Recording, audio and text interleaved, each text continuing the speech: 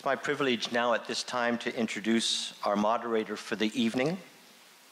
He is a gentleman who lives in the town of Mono, and he's lived there for the past 8 years. He's presently busy renovating he and his wife's 1.5-story 1920 home. Robin Clayton is a retired mechanical engineer and project manager that worked in process engineering industries for over 40 years. Many of those years working on worldwide projects. Our moderator is very comfortable handling large meeting groups, as he did throughout his career, many multidiscipline engineering projects, often with non-English speaking clients. So without further ado, I would ask that you give a warm applause to Robin Clayton.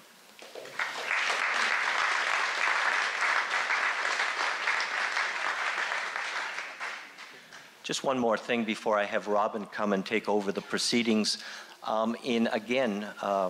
Respecting the time element that we have, in the minute and 30 seconds that we hear each of the candidates come up and present their information, could we hold our applause until all 16 candidates are finished, and then we'll give them all a round of applause for their time and their efforts. Thank you.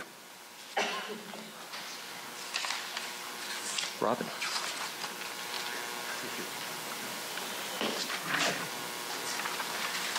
Good evening. My name is Robin Clayton, and thank you, David. David says I have lived in Mono for the past few years, but in the interest of full disclosure, I did live in Adjala for 25 years before that. So those of you who might have seen me before, that's the reason why. So it's interesting and exciting for me to be in this particular forum, and so let's get on with it. Annette Bays, would you please, can you come up, please? Yep. Use your hand there, Annette.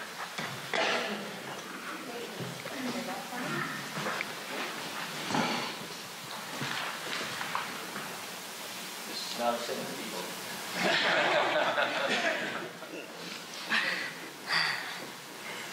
Okay. Hi, my name's Annette Bays, and I'm running for the position of councillor in Ward 1. This has been my family home for 35 years, and I love this area. I want to have a part in safeguarding all that is so great about our community for the future. For 3.5 years now, I have become more and more involved in township issues.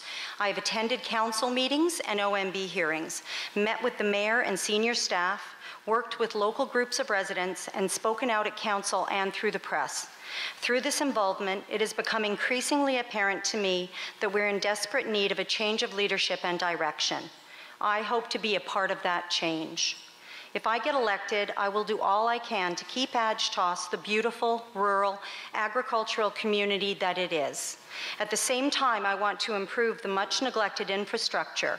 We need to start paving some of our roads and looking after our bridges.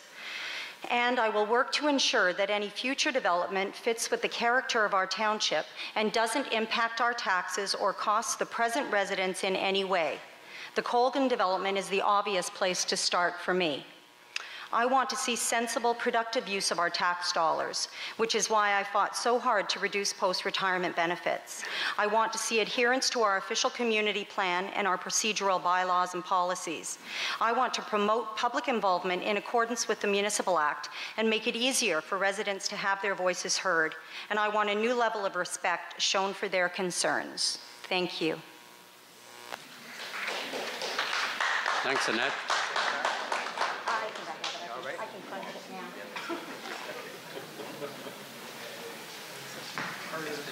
Bill Boston, please, could you come up? I won't remind everybody that you have a minute and 30 seconds, or 90 seconds, however you want to do it, but just please keep that in mind. Good evening, ladies, gentlemen, and fellow candidates. For those who do not know me, I am Bill Boston, and I am in this running in council from Ward 1. I've lived in this area for 48 and a half years, and I guess I'd be considered local by now. I have previously served as councillor in Ward 1 from 2003 to 2006, and in the past I served on the Planning Advisory Committee for 10 years. I have more than 50 years experience in municipal engineering services. More recently, I attended many council meetings over the past 3.5 years and witnessed of unprofessional and disrespectful behavior of some council members, which caused undue delay in getting on with the business of the day.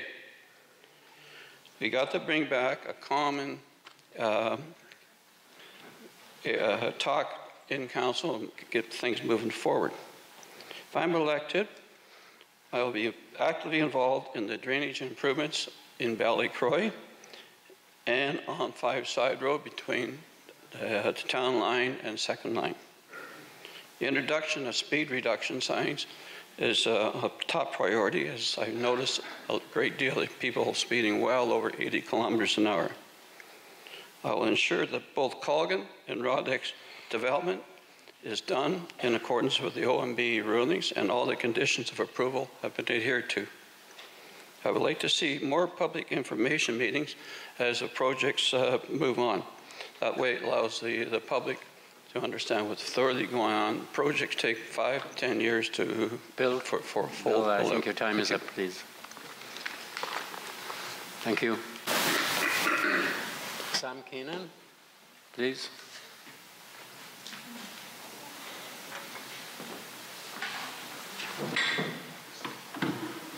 Good evening. My name is Ambrose Keenan, but most of you know me as Sam. And since 2010, it's been my privilege to represent the residents of Ward 2. My family has lived in Adjala-Tosorontio since the early 1800s, and I'm proud to call it home. I attended school locally and at Seneca College. Most of my working career was with Bell Canada in the construction, management training, human resource and accounting departments. And throughout this time, I owned numerous small businesses. And this experience served me well in my role as a councillor. I take great pride in the fact that I've always done my best to represent the residents of Ward 2, while at the same time, never losing track of the overall good of the entire municipality. I pride myself on the ability to work with others, and that's a trait that's essential. Serving on council requires many qualities, which are patience, experience, empathy, and lots of spare time. I am deeply passionate about our municipality, and if re-elected, I promise to continue to represent the residents to the best of my ability. And being retired, I do have the time. So on October 2nd, do get out and vote, hopefully for me, but if not, vote for the candidate of your choice. Thank you.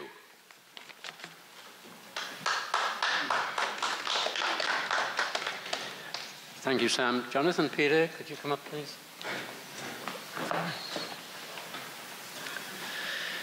Good evening, ladies and gentlemen. I'm Jonathan Peter. Like most of you or your ancestors, I moved here because it's a beautiful rural municipality. I would like to see our community stay rural. I believe development should be done according to the OMB approvals, keeping in mind developments should not become a burden on existing residents. Developers should be asked to pay up front so that they don't put the town into debt. With your support, we can make the change required to bring responsibility and sustainability to developments in our township. I support refunding the 20% surcharge of our residents when they go to other municipalities to use their recreational centers. In my opinion, it would be not feasible for the town to build a recreational facility of our own. I'll work hard to provide high-speed internet to our community because it's 2018 and I think it's time we have high-speed internet. Adjala-Tosorontio is my home, and a community is made up of young people and old people. Young people and old people alike, We should learn from our past, but embrace our future. Thank you.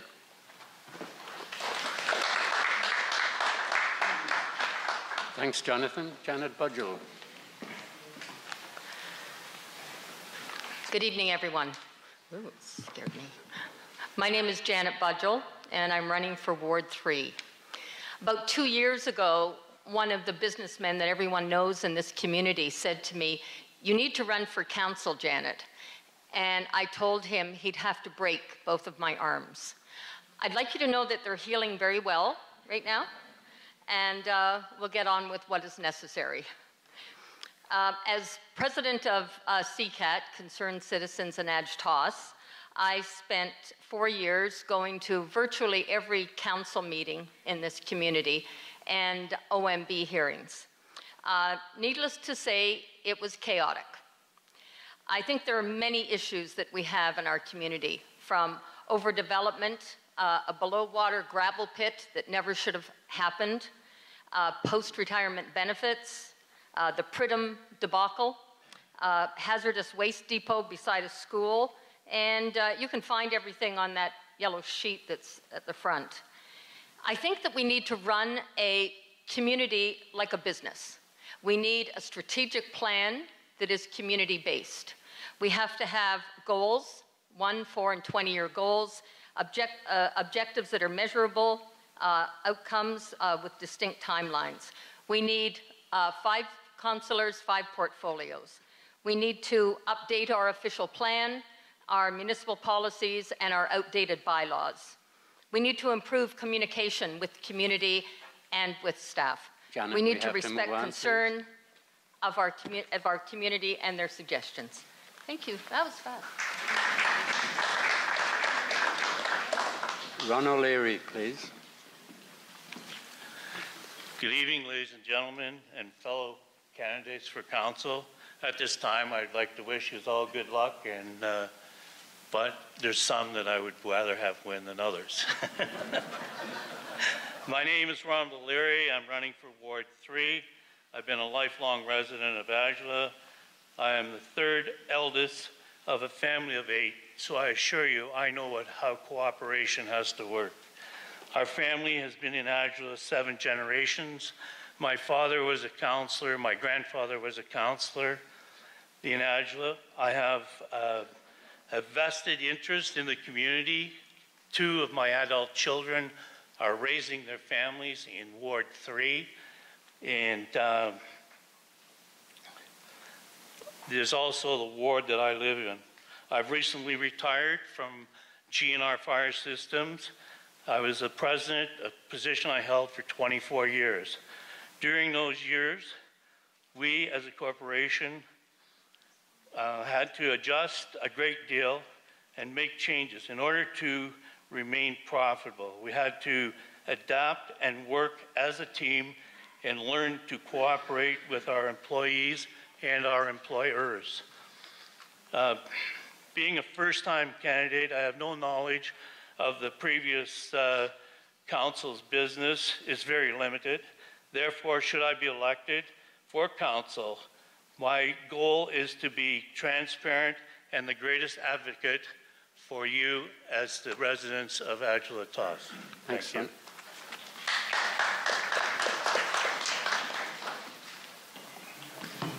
Good evening, everyone. My name is Deborah Hall, and I'm running for councillor for Ward 4. I would like to thank everyone here tonight for taking the time out of your evening to attend this great event. Thank you to CCAT and to Rogers for putting this on, and I wish all candidates in the municipal election good luck. The biggest challenge I'm hearing from our residents as I go door to door is not knowing what's before us, the right perspective and the attitude to make this great community thrive. What is holding this council back currently is in finding success. There's 2 words: respect and transparency. This goes for each other, for both council, staff, and its residents. Broken campaign promises from our 2014 elected ward councillor and the lack of responding to the residents' emails is unacceptable, and something that I can assure you I will not have happen. Communication is the other main reason why relationships both in business and with politicians either fail or succeed. Together, your voice can be heard if I'm elected on October the 22nd. The issues of protecting your water rates, not forcing you to hook up to a new plant, and ensuring our community development does not place a burden on existing residents will always be at the forefront of my full-time commitment to this community. Protecting our quality of life for our children, which is the future of this community, and the seniors here that have built up this community and want to stay here, and those of us wanting the quality of life, is why I'm running in this election. For all those people out there that say to me, it can't be done, don't interrupt me as I'm about to make some changes and I'm going to get things done. Thank you. Thanks, Deborah. Dave Rose, please. Good evening, everybody. I'm Dave Rose. I'm the current councillor of Ward 4. I'm not going to tell you about a whole bunch of stuff that I do because I'm a councillor. I'm supposed to do all that stuff as I was elected to do. But I'd like to thank everybody here tonight for taking the time out of your busy lives and coming and listening to what everybody has to say and ask your questions. I think that's the most important thing you can do is ask questions. I've never shied away from anything. I have an open door policy at my home. Anytime I'm home, my garage door is open. Anybody from any part of this township is welcome to come and speak to me about anything. And if I don't answer your email, it's probably because there's a liability issue and I can't answer it. But any other questions, I'll happily answer every question you have, and I'll answer it honestly and to the best of my ability. I'm asking you to re-elect me again because you chose me to look out for Everett, and I believe that I have. And I think I've done a real good job at it. I've been tossed a development that was 18 years old, and I've turned it into something that I'm personally, and I believe some other members of council are, very proud of. We've turned it into a unique situation and something that's good for the community. Thank you for your time tonight. Thanks, Dave. Scott Anderson, please. Thank you, Mr. Moderator. Ladies and gentlemen, good evening. My name is Scott Anderson, and I am running for councillor for Ward 5. I've had the privilege over the last 8 years to serve as ward councillor. Over the time on council, I've worked to make informed and responsible decisions. I have been a strong voice at the council table, taking a proactive and common sense approach to decision making. Moving forward, issues such as parks and recreation, communication, police and fire services are the backbone of a strong township. Parks and recreation has been steadily improved over the last number of years. With the creation of a recreation committee and the results of the Parks and Recreation Survey just completed, a continued approach and improved park equipment and a review of development of recreation master plan are items I wish to see move forward in the next term. Communication and information between township and residents continues to be a need. Residents need to be informed. I support a strong council managing the township to better align our strategic priorities with our operations. Police and fire services keep us safe. Support and resources need to be available to upgrade and improve these services. Our volunteer fire service must be equipped, trained, and prepared to face situations that may arise. And this includes the development of a new fire hall in Everett. My reason for running for re-election will remain the same, to serve my community. I believe I can do the best job representing residents of Ward 5. I have the determination to work for solutions to the issues and the problems our township faces today and in the future.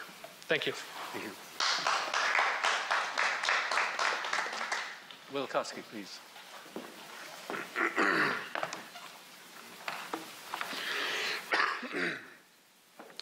Hi, I'm Will Koski. I've lived in Lisle, my wife, and 6 kids for the past 7 years. If we work together, we'll win together. I believe our council needs to implement this now more than ever. This requires voices to be heard by a council that'll listen. I decided to run for council after attending meetings and observing how our community is being run. Change is needed in various areas, and sometimes it requires new eyes to see what needs to be done and what's most important. We need to support our community by providing safer roads, high-speed internet, and updating existing bylaws. Development should not cause added tax burdens to existing residents. Transparency has been lacking in the past few years, and that needs to change. Residents have the right to know where their tax dollars are being spent. I will represent Ward 5 as a down-to-earth, honest resident who's looking out for the community at the best of my ability. I have experience in various areas, including team management, personal relations, and business management. I have a diverse technical skills which the township would benefit from. Being self-employed gives me the flexibility of time. You're welcome to contact me or with any questions or concerns or ideas. I will actually listen to your concerns and be your voice at the council. I would be honored to be your new councillor. Thank you. Thank you, Will. George Gaffiro, please. Good evening, everybody. My name is George Gaffiro, and I'm running for Deputy Mayor. I am a hometown local resident that believes in that times for change is now and would like to take the first step to make Adjala reach its potential. If elected as Deputy Mayor, I will take action against issues facing our municipality, making it the best place for our residents and will address the issues of our residents. I put forth demonstration of hard work, loyalty, ethics, enthusiastic, and dedication. I own a company named Imagine Landscaping out of the Everett area, and I employ a number of people. Being a local resident and living within the township my entire life, I understand the benefits of a tight-knit community and how we should work together as council for our residents to achieve success. 4 key points that I would like to address is I'm committed to addressing the agricultural issues, concerns of local farmers by building partnerships to address the current state and plan for a successful future. I will be focused on a community engagement through the development of local programs and keep our residents informed of local events and issues in various ways of communication. I will remain committed to keeping Adjala-Tos ruled throughout balance of an economic growth and keep integrity of our history of our towns and to continue the growth of our community. I will also keep focus on resident safety, protection, ensure that we financially and infrastructure security and emergency services to support the community. Thank you, George. Thank you very much. Move on. John Greer, please. Good evening. I'm John Greer, and I'm running for Deputy Mayor. I've been a resident of Adjala-Tosorontio most of my life, and I've raised my family here. A little bit about me, I'm a retired high school teacher. I was councillor for Ward 4 from 2003 to 2006, but because of family and work commitments, I didn't run again. Since being on council, I've been very active in our community. I'm an active member of the Adjala-Tosorontio Residents Association. I'm on the Committee of Adjustment and Cemetery Board. The next term of council is going to be a very important term for Adjala-Tosorontio. Adjala-Tosorontio is going to grow, and we have to know that that's going to happen in the future, and we have to ensure that our infrastructure, roads, emergency services, recreation, water systems, waste management is ready to meet this growth. When growth does come, we need to ensure that the site plans and conditions are established, maintained, and controlled. We need to maintain a balanced budget. We don't want to incur debt. We need to keep our taxes at the rate of inflation or lower. As a council, we need to work together to get things done for you, our residents. Thank you. Thank you, John. Bob Meadows, please. Thank you, everybody. Hello, my name is Bob Meadows, and I'm running for Deputy Mayor. For the last 4 years while as councillor, my priority has been to represent you, my community, by addressing and resolving concerns and problems, as well as advocating on your behalf. As many of you know, I have dealt with residents' concerns, not only from my ward, but for the entire township. I have also kept you updated by providing ongoing information and have been outspoken on issues, thus acting in a transparent, accountable manner and as directed by the Municipal Act. As well, this wonderful community has been my wife and daughters and my home and place of business for over 18 years. I have always been actively involved and worked hard and contributed to making it a better place to live. It is now up to you, the voter, to make a decision on who you want representing you to move the township forward in a positive, responsible, and productive manner. I can promise you one thing, and that is I'll always be truthful, honest, and transparent in my decision-making, keeping in mind the township's procedures and bylaws while working within the guidelines of the Ontario Municipal Act. As a firefighter for over 12 years, I have always worked as a team member whose only interest is collaborating for the betterment of all situations that may arise. I would like to represent you as part of a new, strong, positive council who will work together towards a greater good. Thank you. Thank you, Bob. Doug Little. Thank you very much, residents, for coming out once again. I'm, as you're probably all aware, a lifelong resident of our beautiful municipality here, and I've been privileged to serve you for 24 years on local council and on the upper tier council of Simcoe County. I recognize the need, like the rest of us here, to keep our taxes low, but I also understand that we need to keep the infrastructure in a safe way for our traveling public. There is a cost to doing this.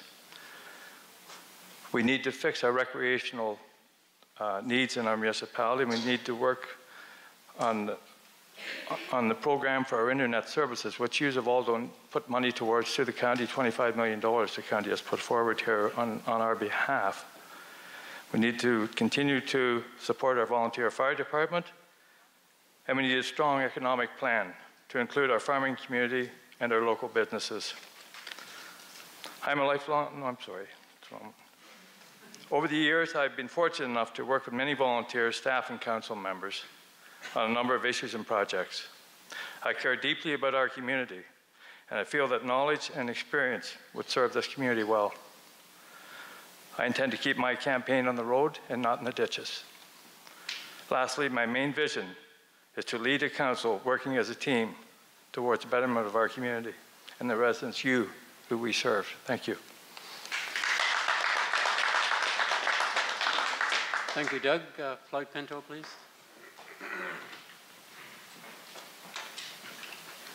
Dear residents, my name is Floyd Pinto, and I decided to run for mayor of Adjala-Tosorontio after 8 years on council.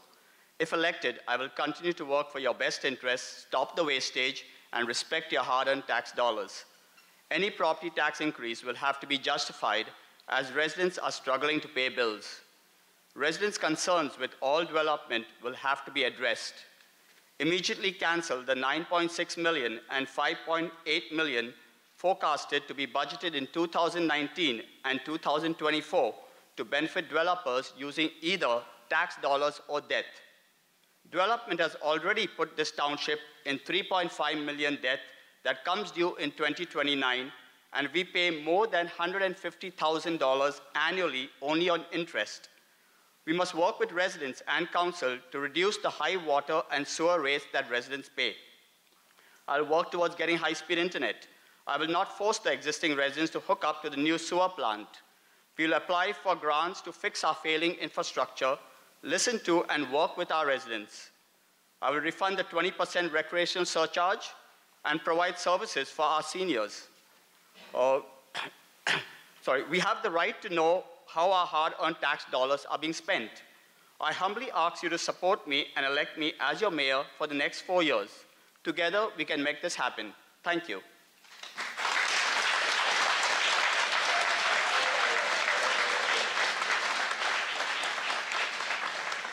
Thank you, Floyd.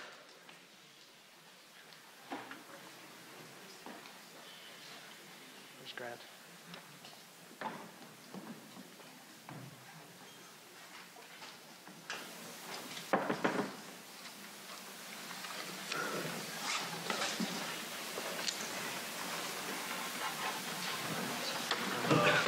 Thank you, sir. David, you want to go straight into the question? Yeah, I think so. Okay. So we'd like to go into the question portion of the evening. The microphone for questions is over on that side of the room. We have a lady who is helping you get to the microphone. I'd like to remind you that anybody asking you a question, you have 45 seconds. Okay. And the person responding to the question. My question is for Mr. Little and Mr. Greer, who are candidates for mayor and deputy mayor, respectively. And it's based on my concern about transparency and democracy at our local government level. And my question to you, sir, is because you were on the last council, relates to the use of our township newsletter to communicate with the residents. And the question is, did you support the decision to censor the comments and leave out the comments of some councillors and not put them in the newsletter? If you did support this move, can you tell us why you thought this was a good decision and what was the basis for censoring the comments in the newsletter by only some councillors?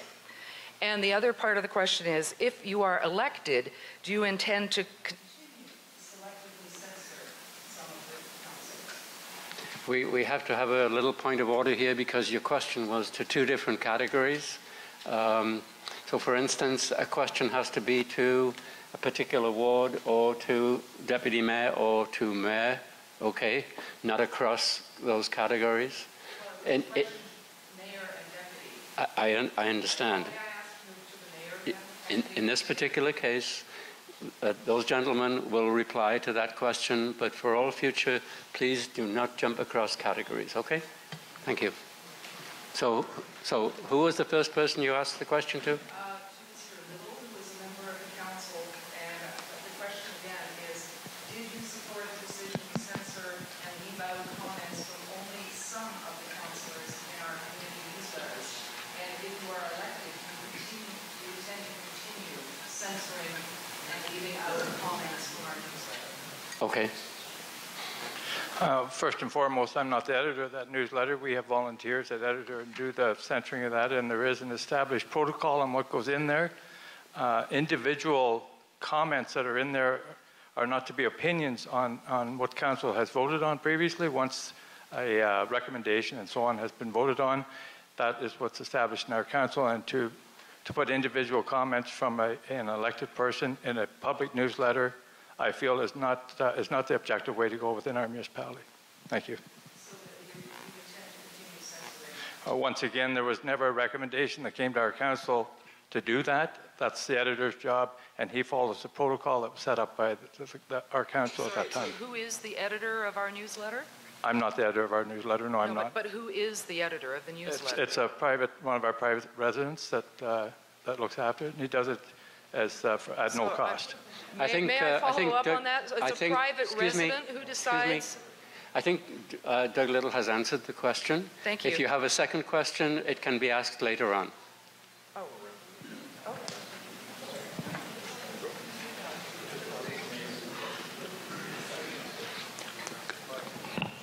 Good evening. I would like to address, it's a two-part yes-no question to Mayor Little and his challenger, Mr. Pinto.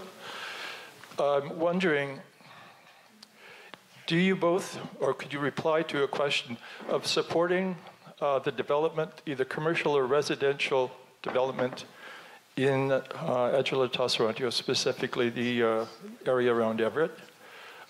There has been a proposal that has been put out by the UMB, which is recommending a continued development.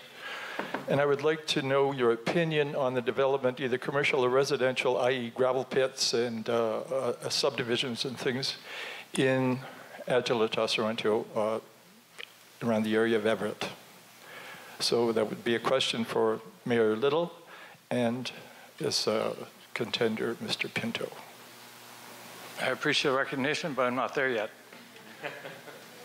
Thank you very much. First of all, you've got two questions there. You've got two different OMB hearings. The first one's about a gravel pit, which our council, again, as a council, voted in favor to change the zoning from aggregate to aggregate extraction. That's all we've done. The rest was done through an OMB hearing. The second one is the development in Everett, again through OMB hearings that it took place long time ago. There is no development right now that's outside the hamlet areas. Everything that's inside the hamlet areas is going to be able to be developed. We've only seen the one part of it right now. The development hasn't come for the old Barzo lands, if you will. We haven't seen that, and it did go through an OMB hearing, and I do support it. We cannot live in a bubble here. We need to have growth. We need to look after growth. We know it's coming. So we really, in my retrospect, I think that we've got possibilities that will go along with this growth that will help us get some things within our community that we need, that we don't want to cost our taxpayers any money that are here right now. Floyd? Yeah, first with regards to the gravel pit, no, I did not. I did not support the gravel pit because there were a lot of reports that were supposed to come to council that did not come to council. There was concerns with the municipal drain, which the documents were not found later on. It was the proponent himself who identified the municipal drain and then told us at the OMB hearing there's a municipal drain. When we asked for the documents, nobody could find the documents. So that's on regards to the gravel pit. With regards to the development, I will basically cancel the OPA 15, which is the Walton lands. So two? That's it? They only have so long to answer the question. Sorry. Thank you very much. Next question, please.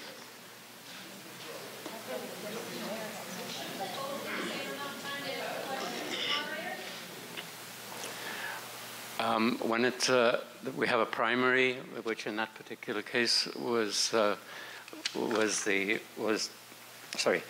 Little, and the secondary answer was with Floyd Pinto. And yes, there are different times where you have a primary and a secondary person answering the question. 90 seconds for the first person who's asked, 30 seconds for each other person in that same category. We have a gentleman with a question. Yes, my question is directed to Floyd Pinto. Having recently been convicted by the Integrity Committee just recently, what are you planning to do if elected mayor as far as treating these women like that again? Can you read that? Can you just reply? Put that question very clearly, please. What's the last part of the question? I didn't catch it. Excuse me, sir. Would you care to repeat the question? The last part of the question I didn't catch. Which part of the question? The last part. I said, were you planning to treat staff in the same fashion you did over the past 3.5 years? Well, first of all, I didn't treat the staff anyway badly. If you attended the meeting, he accused me of emails, sending emails to the staff, and then in the report, he stated he could not find the emails. So what did he accuse me of? He then accused me of my flyers. I didn't ask you what... I'm coming to that. Let me answer. I gave you a chance to answer the question. All I want to know is, are you going to treat the staff the way you did yes, over the let me past answer the 3.5 question. years? Give me my time. I'm not answering the question. So it then came to flyers. He couldn't find the flyers. Then because of that, he accused me of harassing staff. The reason the harassment occurred, he said, at the OMB hearing, because I gave evidence against that staff member. What I stated at the OMB hearing, his evidence was that because I stated I questioned the staff, and he underlined that in the report, he stated because I stated I questioned the staff, that's considered harassment. If it was harassment, why did the judge at the OMB hearing not raise any concerns? So maybe the judge should have raised concerns. Pardon? Thanks, Floyd.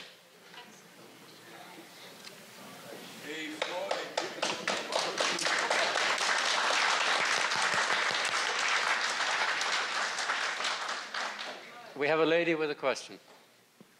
Unfortunately, I can't see Sam and Jonathan. I guess this could apply to Ward 1 too, but Sam, in an email you sent to me yesterday, you stated that if you had your way, this township would remain as it was 20 years ago, but that the Colgan development was decided at the 2010 OMB. This may be true, but plans, discussions, and decisions on the wastewater treatment facility and outfall site have only been on the table for the last 2 years at the Kenansville Road location. Whether the outfall location for the Colgan wastewater treatment is going into Kenansville Creek or Bailey Creek at Kenansville Road, or the new proposed site on the 8th concession north of County Road 1, the water is still going into Bailey Creek. The water is still contaminated. One, leaching microbeads, microplastics. We have had the time for the question. Okay. Well, I just have a background so they know what to answer the question for. Okay. It'll be a couple minutes. A minute. No, I'm sorry. 30 I'm seconds, sorry. I mean. And other, well, there's not a huge lineup. Did you get to the question? I would have been at the end if I wasn't interrupted. So Okay. would you like to state your question, please? For sure I will. So there's contaminants from microbeads, microplastics, and warming of water. And I just want to ask Sam and Jonathan to ensure that the long-term water protection, including considering the impacts of climate change and further demand on water sources, what will you do to protect the fragile waterways? Okay, I think I've got the question. As for the wastewater treatment plant, that is absolutely has been decided for the north end of the subdivision, but at this point, it and the location of the retirement home are at the county level, and they're deciding where that is. As for the discharge into Bailey Creek, we're using the membrane wastewater treatment thing, and the levels for phosphorus, they are far below the what is required by the MOE. The second part of that, if I can just get it straight here, I'm sorry, could you repeat the second part? I'd love to be able to see the person who's asking. It's Lisa, Sam. You can stand up, Sam. Oh, Could you, okay. Sam is asking, could you just repeat the second part of the question, please? Yes, okay, there you are. There you are. Sorry. Okay, well, I was just asking the impacts of climate change and future demand on water sources. Okay. What are you going to do to protect the fragile waterways? Okay. We have done water studies, as you're well aware, and it indicates sufficient water for, I think it's probably 850 homes. Also in place in the agreement basically is that after a set amount of homes, and I believe it might be about 200, then another water test has to be done that aquifer is not failing in any way, shape, or form. And this is done throughout. And that's on the record. Is there anything else? Well, it's just also, it is known that they cannot filter out all the contaminants that are going into Bailey Creek. You are right. For example, you're talking drugs, etc. I'm talking microbeads, microplastics, pharmaceuticals, Now the question also, oils. we do have, as you realize, there's probably 1,000 acres of farm fertilizer that's going in there. But having said that, Sam, I asked the question, where's it going? What was the last bit, sorry? I didn't get okay. Jonathan? I'm not. Was Jonathan Pitta going to answer or no? Well, it was to these two. Go ahead. 30 seconds. I would like to show that I think the wastewater treatment plant needs to be revisited. I personally don't think it's a good idea to dump the effluent into the creek. There's wildlife there. There's sparrows living underneath the Kenansville Creek Bridge. So I think if I was elected, I would like to bring that up to revisit and look at alternatives. I can just imagine a subdivision going in an area that there isn't a creek. There must be solutions to deal with waste. Thank you. Thank you. Thank you.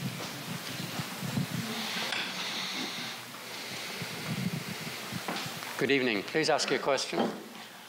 My question is to Mr. Little, and wanted to ask, if you were elected this coming term, what would you do about the recreation rebate that would so help people who have no recreation facility in Adjala and need to use New Tecumseh? As I said in my opening speech, we certainly need to address our recreational needs here within our municipality, because we have now put another recreational committee together here. The last one was trying to work with New Tech, as you're probably aware, and we couldn't get nowhere with them. We couldn't find out where $100,000 was going, so we canceled that agreement with them. So immediately, we need to put a recreational committee together with the residents of Adjala-Tosorontio and see what we're going to do here. And somewhere along the line, we need to help the residents that cannot get that recreational needs within our boundaries here, help pay for them outside our boundaries. So certainly, I would look at that and probably be in favor of that. But immediately, it could be that a rebate was given before any recreational plan is finalized, because I presented this 18 months ago and nothing's happened since. I don't think that recreational committee's been together for that long. I do believe, though, if I may, Mr. Moderator, that there was something sent out in the mails, I think, asking people how many of our residents were using outside facilities here, and I don't know if that message got back through our clerk or back through the system to the Recreational Committee or not. Not mine to know that. I'm sorry? I have no way of knowing that, but I know that on May the 8th of 17, I made a presentation to council. It was referred to a recreation committee. It's dead. There's been no recreational rebate. We'll certainly be following up on that recreational needs of our municipality. I'll guarantee you that if I'm elected and if I'm in there. Not exactly what I was asking. Floyd, do you want to contribute to that? Yep. Yeah, as I said earlier, I will definitely refund the 20% surcharge to the residents. It's a cheaper way to go to refund the 20% surcharge than building our own facilities, because building our facilities takes additional labor, maintenance, and it's a faster way because we can use all of New Tech, we can use the base, we can use so many other townships, and by sharing facilities with other townships, it's the cheaper way and a more economical way to go for our residents. Thank you.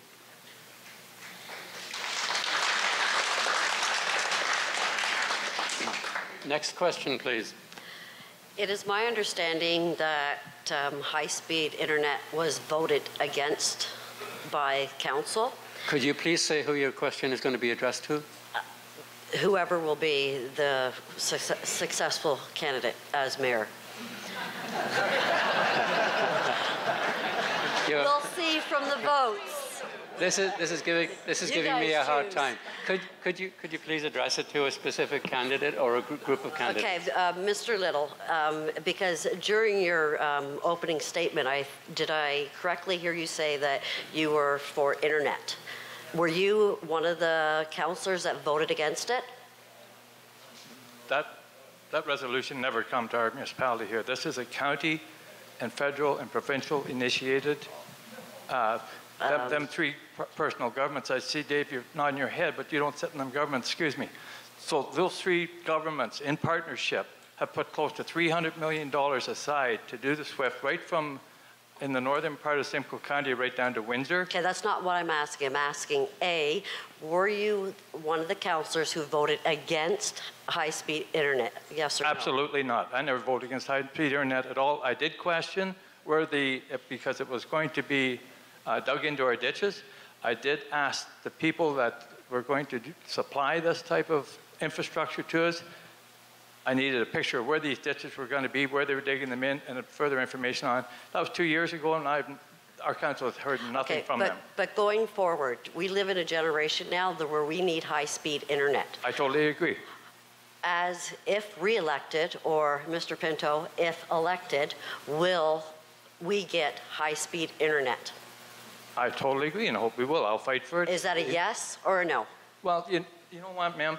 I cannot tell you that you're going to win the lottery tomorrow neither, can I? No, I don't know, but we'll get it internet eventually. Internet is something we need. We'll get it eventually. I don't know if we're going to get it in 2 years. When? What's eventually? Everybody wants to know what's eventually. Okay. Sorry, I don't think... Mr. Pinto, do you have anything to say to that? Yes, yes, I actually worked with ViaNet, and they contacted me, and I brought it to council. Mr. Little voted against it for the simple reason that the cables... Yes. So he did vote against it originally, is what you're saying. It was a 4 to 3 vote, and we voted against it because the cable was going underground. He was concerned how much it would be costing to move the cable if we expanded the road. But yet, the same council voted in favor of a plan to put a sewer pipe underground and had no concern how much it would cost us to move the pipe if we wanted to expand the road. So when a developer comes in, everything is okay. But to provide service to our residents, it's a vote no. So will you ensure that there's high-speed internet? Yes, I'll work again with the companies to get it. I think this is enough on that subject. Thank you. So thank you. With saying that, I would like to have an honest panel. Thank you, Mr. Moderator, for that. Just to follow up on that, and again, nobody in this council is against internet. Like this is the type of things that goes on here. What we are against is not having all the information in front of us, and we've heard on several occasions that this council has made decisions without all the information. If we don't know where these ditches are going to be dug, or if we don't know where this stuff is going, how can we make it? No, you can... Okay. Could we please move on to the next question, please?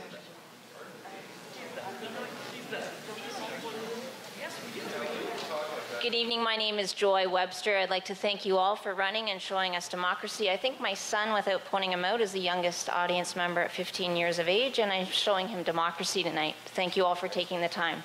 To my question. My question is about Banting High School to the deputy mayors. You may say you don't have influence. I've sat on that seat. You have an influence. The school is brilliant. You know many children go in and out of Adjala-Tos to New Tecumseh for schooling, both separate and public.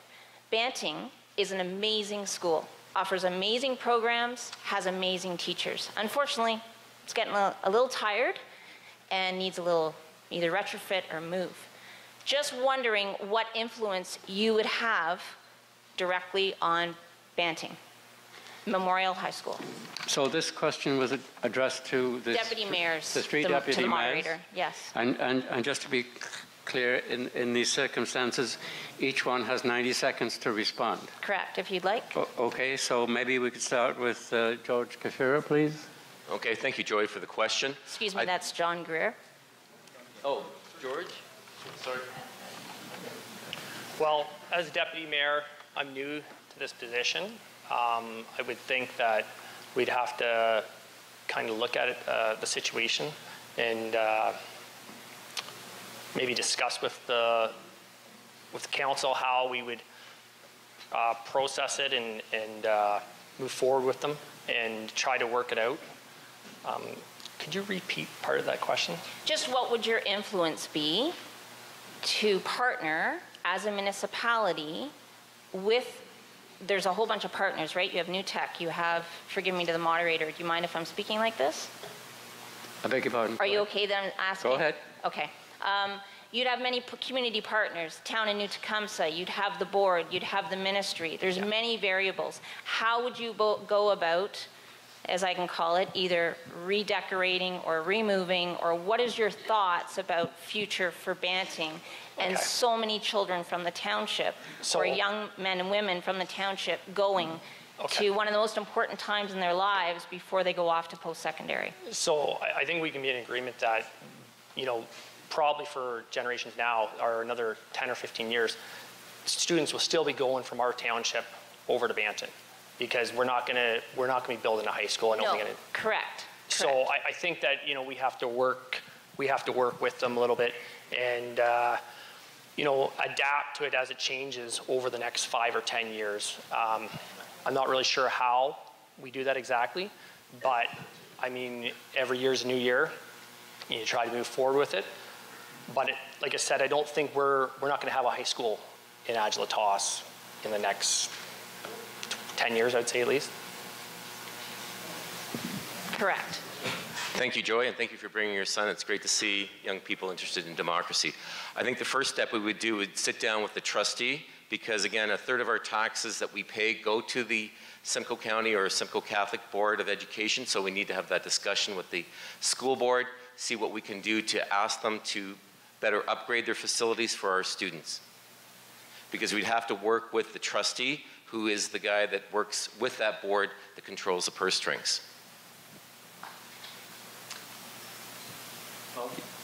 Yes. As far as, I'd be working with the trustees as well, but to be honest with you, we have so many vacant buildings in this area that can be retrofitted.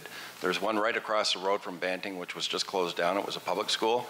I would like to see Banting stay where it is, possibly retrofit it to for new development, and possibly create a whole new building across the road, and you would have a new building and an old building working together. You can renovate the old building as well as building a new building. Building another building out of the area, though, I'm not for that at all, because it's a busing problem all over the township. So that's just my thoughts. Thank you. Thank you. Next question, please. Hi, I'm Sharon Yovanov, and I'm wearing glasses because I got a migraine. I'm not trying to be fancy. What I would like to know is, would the people that are running for mayor or even deputy mayor, would put a new well definition on the present well in Adjala. We need to know the exact amount of water we're getting before any subdivision is even considered about.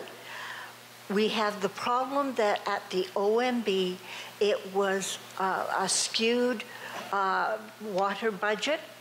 They left out Woodington Lake Golf Course that takes 6 million liters a day, and all they can steal. And it's from a source of water a stone's throw from the present water, well water for Colgan. Excuse me, I think that you had a question in there, but I would ask, is that to the mayor candidates or to the deputy mayor? The mayor would be fine.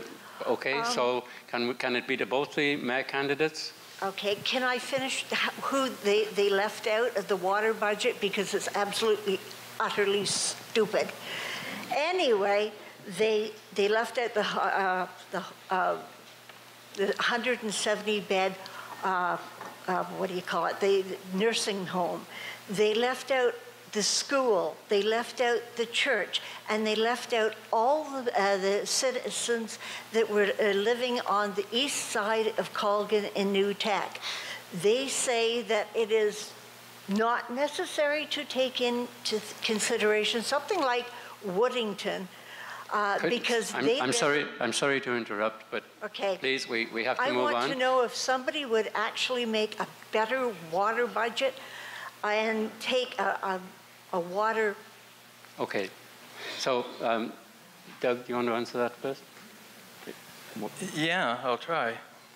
I'm not sure what the direct question was here, but we dug a well down there because the ministry ordered us to in 2007 or 2008 down there somewhere, because they didn't want us trucking in water. It was around the Walker and era. So we had to dig a well down there to get more supply for the existing homes, which we done. We took out a $5 million loan at that time because Rosemont was under the same contract. They were trucking water in there, and the ministry didn't want that. So when we dug the well in south of Colgan, it was our municipality, our engineers. We dug that thing, and while we were digging it, we had to go into the deeper aquifer, not in the surface aquifer, of course. When we dug that, we ended up testing it on different occasions, and at that time there was one developer come forward for 300 homes on the south side of the county road. That well, when it was checked different times, was putting out all kinds of water for the existing homes, the school, and them 300 homes, and that as of right now, is what the ministry has. The ones on the north side there, the other 300, that OMB hearing was just for the housing. It was not for the services. It was just for the houses. The servicing for those houses has not been put through the ministry yet and not okayed through the ministry yet. Only the houses, the amount, and they cannot build if they can't show they haven't got the servicing power. I hope that got it. Did you test the well in August? The wells, if I may, Mr. Moderator, the wells were tested at different times of the year, and actually the well was pumping enough for 800 and some homes. So it was tested at different times of the years, and the ministry has those reports, and they're fine with that report as of right now. Okay, please let's move on. Please let's move on. We would have it closed down. Go ahead. Yeah, the well basically is, as per the OMB documents, there's only enough water at 200 gallons per minute to satisfy 362 homes. That was evidence given by Mr. Dave Hopkins at the OMB hearing, which I was part of. With regards to the testing of the well, there are still concerns with that because as per the OMB documents, there was a couple of residents whose wells have to be tested. Those were not tested. The gentlemen at the last council meeting, when we had it for this project, stated that their wells were not tested. So there's got to be a lot of testing done before any of the development goes through. Thank you. Thank you, Floyd. Okay. We have another question. Good evening. My wife and I have lived in Adjala-Tos for 20 years. That's a lot of taxes. My question is for Doug Little. But before I ask my question, I'd just like to compliment all of the candidates on standing for election and showing up here tonight. Both of those acts take courage, and good on you. So my question for Mr. Little is that it's my opinion that you have some difficulty accepting being challenged by people who disagree with your proposals. And that has led to, in my view, a very unworthy recurrence of the lack of civility, both in dealing with voters and citizens and with your colleagues. So on the off chance that, I think it was Ms. Bays who said we need a change of leadership, on the off chance that doesn't happen because we have yet another dismal voter turnout. Could we get to the question, please? I would like Mr. Little to help us understand what he intends to do to improve the civility and general integrity of the council. Thank you. Thank you. By the way, Doug, speak freely, because I wear 2 hearing aids. I'm not going to hear a word you say anyway. Not to worry. I see you spoke freely, so I certainly will. And it shows me tonight the integrity I have towards our municipality by just being here, I believe. So thank you for those comments and opinions. And once again, this last 4 years has been nothing short of a heartache for me. If I'd known this last 4 years was going to be like this, Dave, I'd have never run for deputy mayor. In 24 years of running, I've never been through 4 years like this in all my life. And it's a shame that we got nothing done for these residents, what should have been done. So what I intend to do, if I get elected, is I want to lead a council that will work as a team. We have professional people in our municipality. We hire professionals. The people that are out there, elected people, we're not professionals, so we're not. We have them in there. We've lost over 125 years service of good people over the last term here. And there's a reason for that. They didn't retire, so they didn't. So we need to work together as a team for the best results for this community and the best results of the people we got working for us, because we cannot continue to hire these expensive help, train them, and have them go somewhere. Thank you. Yeah.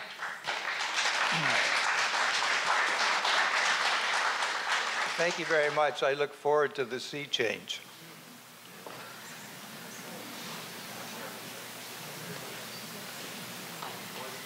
Hi there. My name is Charlotte Graham, and I am a constituent in Ward 2. Sorry? Some of you have... Excuse me just a second. Yeah. What is this?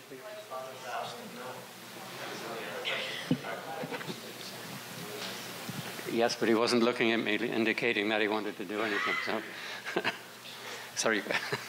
That's okay. Please go ahead. My name is Charlotte Graham, and I'm a constituent in Ward 2. And it's a pretty straightforward question I have. And if it's all right with the moderator, I'd like to have a show of hands by the people who are running for whether it be council, deputy mayor, or mayor.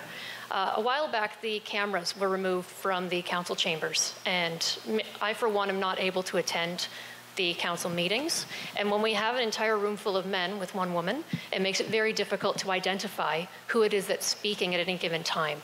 And hearing a voice doesn't necessarily show you how people are necessarily acting while they're speaking. So my question to the panel is, can we please have the cameras put back? Who would be in favor of putting cameras back in the council chambers? Excuse me, we can't really have questions to the whole panel. Oh, it's just... I'm okay, sorry. Then I'm going to direct it to Mr. Pinto, and I'm going to that is how this meeting is being managed. Okay. If you want to address it to a specific... I will direct it to mayoral candidate Pinto, but I'll still ask everybody to put your hand up if you support it, please. Floyd, go ahead. Maybe yes, actually, initially, Councillor Meadows and I were the only two who voted in favor of audio and video. The others voted against it because they are scared of liability reasons.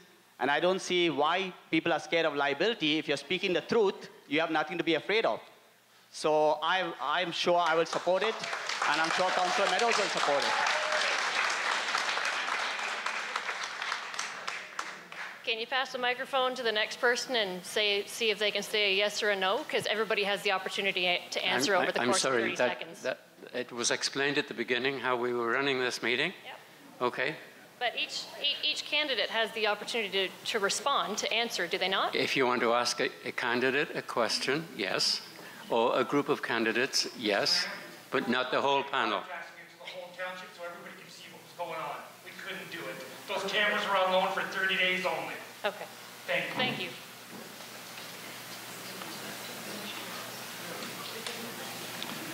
My name is Dwight Gallinger, Ward 1.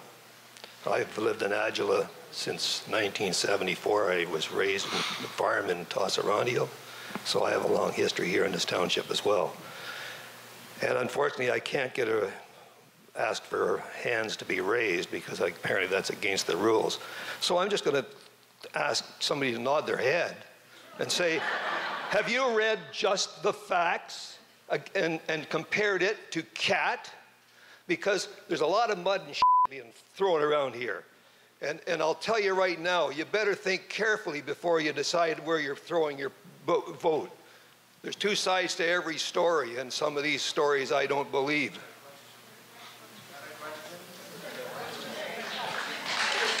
Well, the question was, one person raised their hand if they know about these two pieces of paper and are going to pay attention to them, and the voters should look at it too.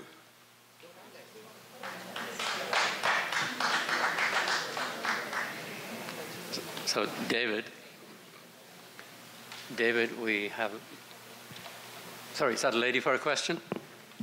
Yes, Councillor Anderson and the other councillor that's in his ward. After I listened to the lawyer for the gravel pit, located just south of Everett, they say the lawyer said the work hours would be Monday to Friday, 6 a.m. to 7 p.m. You put forward a motion at the next council meeting to extend the gravel pit working hours to Saturday till 4 p.m., giving the residents who live opposite and round about the gravel pit no free weekends. What benefits do you see that the gravel pit has that you're so excited for this? Thank you. Okay, thank you for the question. The reason why we looked at extending hours to Saturdays is because of the local market. We have an awful lot of need for aggregate in our community, and in most cases, the only time we can do it. Now, I must add, it is only for production, or sorry, not production, it is only for removal on Saturdays. So they cannot actually produce any gravel out of the pit on Saturdays. They can only do it Monday through Friday. Do you want to go to that? I guess I'm not for the working on Saturdays. Like, I mean, the residents are having their weekend off. They deserve to have a little peace and quiet. But if they're just digging for gravel and not trucking it down the road, they could probably do that between Monday and Friday. Okay. Thank you. Any more questions? Yes, the gentleman over there. Yes. No government works in isolation, and I know this is a municipal election. However, we do live in a province, and there's been a lot of changes within this province lately. And people here have been expressing their concern about environmental integrity, whether it's gravel pits, whether it's the aquifers and so on. I'm a little concerned that provincially, all environmental initiatives are going down the toilet. The green funds, the renewable energy programs, and so on, and the cap and trade system. So my question is for Mr. Pinto. How can you reassure the residents here that we are going to maintain environmental integrity within our township? Well, first of all, when we have development, we should have responsible development. Okay, we shouldn't have development that we can't sustain. Okay, when it comes to the environment, we should be protecting our environment, protecting our green lands, protecting our farmlands. Okay, that basically helps with the climate change because you're keeping things green, you're not having too much greenhouse gases. And that's the way I think was the way to go. Look at Mississauga, look at Brampton, those are urban sprawl areas. I used to live in Brampton first, and it's a mess where I used to live before. And that's the thing, we need to keep this for our children. And we need development, but development, whatever it comes in, has to be done in a sustainable way that is not a burden on the residents, and plus it maintains our way of life, it maintains the wildlife out here, and it keeps our standard of living. So yes, I do think that a lot of Greenland has to be maintained. I do support expanding the green belt, and that's the way to go, I think, for our future. Doug, you want to say anything to that? Do you want to add anything to that? I'm not sure of the rules if I was asked or not, but I certainly, I think anywhere, any level of government needs to sustain green lands and greenland features. The government spent over $125 million not that long ago on source water protection, and that was right through the Simcoe County and Dufferin County, Grey County, and so on. And now they're looking at expanding the green belts. We got to remember they really got to study this because it has a real strong effect on our farm life, our commercial, and our industries, and any type of growth, not just in Simcoe County, but throughout this whole range, the Oak Ridge Moraine, all the ranges here. So they need to have a good look at it, and I think they will. And as far as, if I may just quickly, as far as green goes, I think our municipality needs to look at getting greener itself on our own buildings and so on, and making some of our own energy here. I think that's really important because we're way behind the 8 ball from doing that, and I think we need to spend our resources there. Thank you, Mr. Moderator. Thank you. Do we have anybody from the floor who wants? Yes, we do. Gentleman over there. Hello again. I'm sorry I didn't identify myself earlier. It's David Aspin, Leader 5898 Concession Road 3RR3, Everett, Ontario. And a question for both mayoral candidates, Mr. Pinto and, God help me. Anyway, sorry, Doug. I know that we live under the defaults of the OMB and other organizations that have sort of, they've drawn up plans for the allocation of land development and the lateral spread of development, commercial and residential. And I would like to know how willing you would be to fight, go to court, do whatever is necessary to stop the continued residential and commercial development in Adjala-Tosorontio. It really is. I mean, they have done it in Honeywood when the big gravel pit was going over there. They were going to put another huge gravel pit. The community got together and the council and everybody said, no, thank you. I think you've asked your question. Could we let the candidates answer, please? Okay, I will let them answer. Thank you very much for your time, and thank you for being here, all of you. Mr. Moderator, just to be clear, when he's talking development, there's two different issues here. I'm not sure if he's talking about the gravel pit or if he's talking about the growth development within the village of Everett. And commercial and development, commercial and residential development. The gravel pit would be commercial and housing would be residential. Okay. I think I spoke to this before, but I will again. Our council supported that gravel pit. I recognized that not that long ago here. In a vote, we recognized that it was already zoned aggregate. The mapping was zoned within our municipality. The mapping was zoned in Simcoe County official plan. The mapping was zoned that way in the provincial plan. All we did at our level of government was change it from aggregate to aggregate extraction. It was going to happen. As far as the growth goes in the towns, the development, if they've been to the OMB, it's going to happen. So what we need to do is to control it and get the best deals we can out of it. Like I said before, I am not willing to live in a bubble here. We need our growth. Our official plan is good now till 2032 with a growth around just over 2% annually. And that's not that much. But we're asking people here to pay $4.54 for a liter or for a cubic meter of water. That is not fair. That is the most in Simcoe County. Without some development and some help to these people, that costs only going up because we're just covering our operational here. So we need some growth here to help pay for these things. We cannot put that burden on all the taxpayers. The users must pay for this. Thank you. Right. Yeah, well, with regard to the development growth, there is a problem because the OMB initially approved for Everett 450 homes. It was this council that changed it from 450 to 600 after the OMB approval. So that should not have happened. Now there's no water for the balance houses from 450 to 600. That's going to cost us $5.8 million to drill a well in 2024. Who's paying that money? It's either going to come from debt or taxes because we got to wait for it to come from development charges. So why should we be incurring debt for developers? With regards to the gravel pit, like I said before, there were numerous issues that should have been dealt with properly before it was approved. And that's the reason I voted against it. Okay, thank you. Thank you. Thank you. Okay, this question is for the councillors in Ward 3. As the gravel pit traffic will affect the council, there are already 4 abandoned water-filled gravel pits, and this one's below water level by the Nottawasaga River, which was a surprise. How do you propose to make the gravel pit operator responsible for power disruptions, as there are 3 hydro poles in this place, any road repairs, any wells, or any repairs or private wells that may be affected? How would you propose to make the gravel pit operator pay and be responsible for any repairs to the township and or residents? So we have 2 candidates in Ward 3. They both get equal time to be able to respond to that question. Janet, please go ahead. Thank you. One of the reasons that I'm running for council is because we could have had a developmental agreement with Nelson Aggregate. We could have had a bond or a $20 million bonds to protect us from anything that would have happened from this pit, be it loss of wells, roads, rehabilitation of the pit, etc.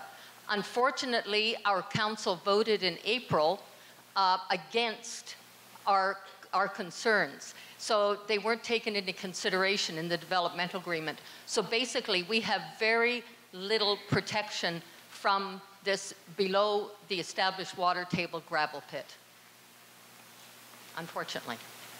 Thanks, Janet. Personally, myself, I'm not a big fan of the gravel pit because my 2 children have built huge houses and they're within a kilometer of the gravel pit. But what I have found out asking questions and talking to people was our council didn't have a chance or a choice because it had already been designated aggregate 40 years ago when Jim Cooney built the first pit there. The other thing is that all we can do as a council is mitigate the cost. We have to be persistent.